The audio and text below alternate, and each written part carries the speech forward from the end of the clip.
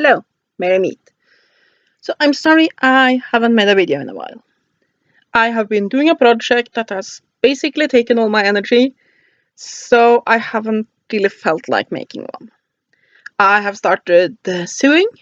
It's my doctor actually that recommended it, because here's the thing. I have a pretty extreme needle phobia, so I just don't go to the doctor if I believe that I will need to do any kind of needle treatment. Doesn't happen. Uh, I was exposed to something I was allergic to last summer, and I was sitting here having a real hard time breathing. And so, no, I am not. I am not seeking out medical attention because they can't do anything without needles. At most, they could give oxygen. That's it. So yeah, no, it doesn't happen. So he suggested I start a project that where I approach needles in a non-threatening way, and since I am creative, that boiled down to sewing. So I have been making a dress, and it is actually quite fun to work with, and it gets a little bit easier every time I go. It still takes a lot out of me, so I have been a bit busy. So yes, I'm also actually eventually going to start a grimoire to work on my phobia. It basically, there's a lot of folk magic spells and various magical practices that uses needles. So I'll basically make a grimoire with that, also in the hope of basically reducing how scary they are. But it is not my phobia. You are here for a review, and today I want to review 6 short stories. Learn Tarot in a Day by Ian Eshey. Seems like I have been babbling for 2 minutes before we even get to the review. Wonderful. This is basically a book that has a quick and easy way to teach you tarot. And I would say that yes, absolutely. If you read this book, and it is a very, very quick read, a couple of times, and use the methods in here, you can start reading the tarot like that. I would say if you get this book in addition to a tarot deck, you can basically pretty much start reading it, because it uses number keys, so all you really need to do is memorize the meaning of the numbers 1 to 10, and memorize the meaning of the 4 suites. Then you have most of the little arcana. Then you need to memorize the kings, queens, knights, and pages. So that's 4 things, and then you just add that to the suites. Then you have the court cards, and then with the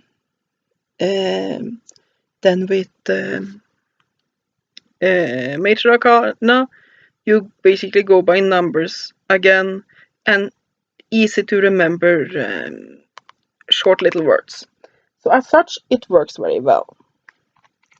And this can definitely be then our first step, and then you can build up with other materials.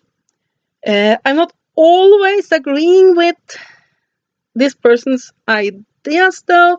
For example, this is the only book on the tarot I have ever come across that has a positive interpretation of Ten of Swords. Now let me try to explain with Ten of Swords. I wish I had my Cosmic Tarot within range, because it really explains that card. Because then in that the minors have titles, and the title for 10 of Swords are Ruin. Basically, this is the general definition of Ten of Swords. Everything has gone to shit. You are deep in the dodo, and the dodo isn't gone away. This is fucked. Basically, if you ask, will I get together with my boyfriend again. If you get 10 of swords as the result there, it's no. That ship has gone, and it hasn't just gone. It left the harbor, then it blew up, then it sunk, and then a fucking whale chewed up the pieces and pooped them back out again. That's how much that ship is gone. So yeah, but here is awesome, because he sees basically tens as good. So he has of the 4 suites, 3 of them he sees 10 as positive, and it fits with the system this person presents. It's a boy, since yes, its name is Ian, so it's a boy. It could most likely it's a boy. Anyway, and sees this as basically going in cycles, and I do get that point, but it doesn't always work that way. It's basically you have with the masculine suites, with the staves and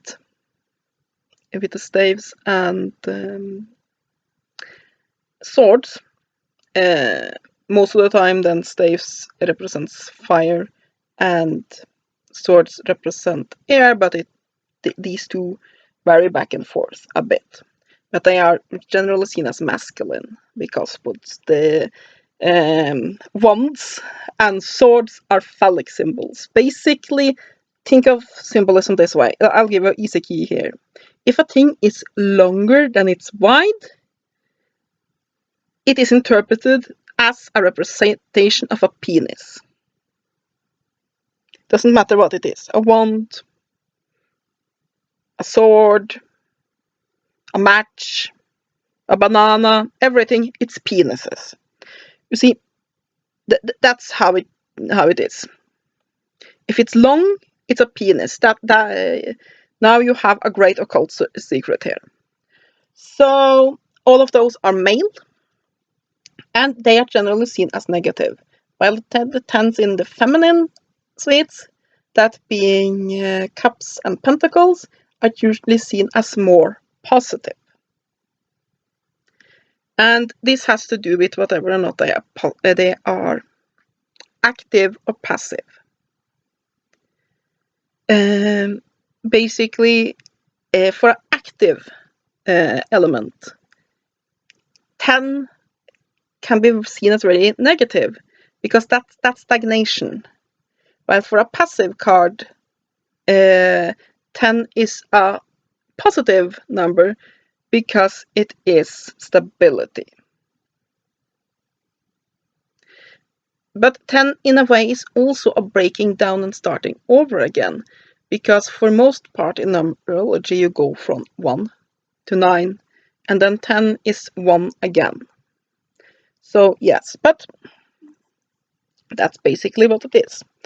So how this book works is that there is a small story about what the card does, because very often it is easier to remember that than basically I can list up all day what this does.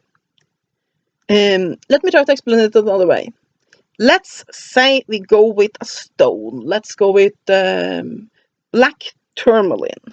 I can go and list up everything it does, and 5 minutes later you have forgotten it. Just admit it. You'll have forgotten it.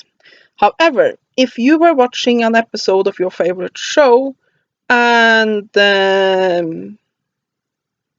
you had a character named Tourmaline, gem names are popular, and she had a lot of the qualities that are associated with Tourmaline the Stone, and there was a story about her, you would remember it, because that's how our brains work. So that's basically how the book works. Let me take an example here.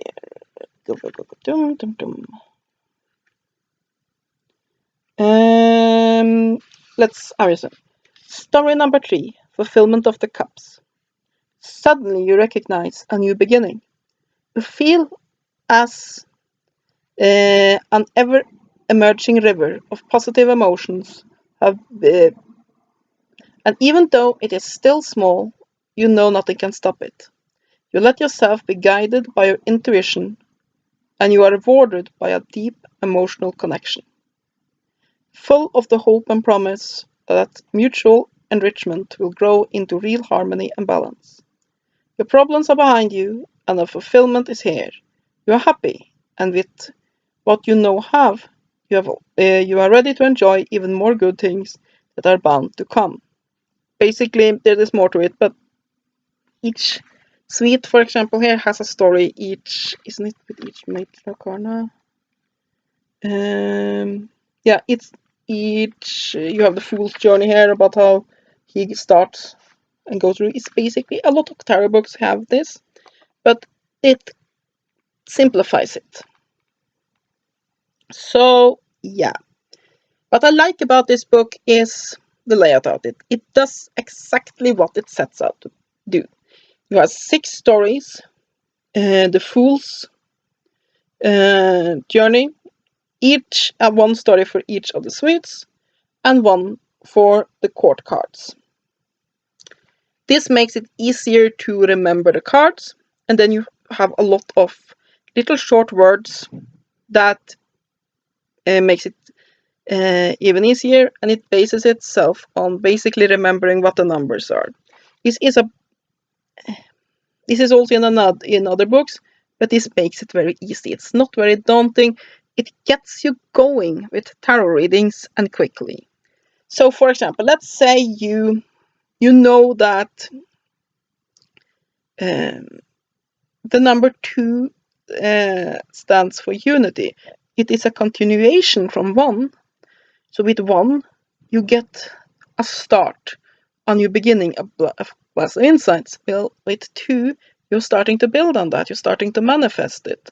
It has not yet necessarily come into full fruition, but with this, it has started to be. And it's also basically socially marriage of ideas with the physical.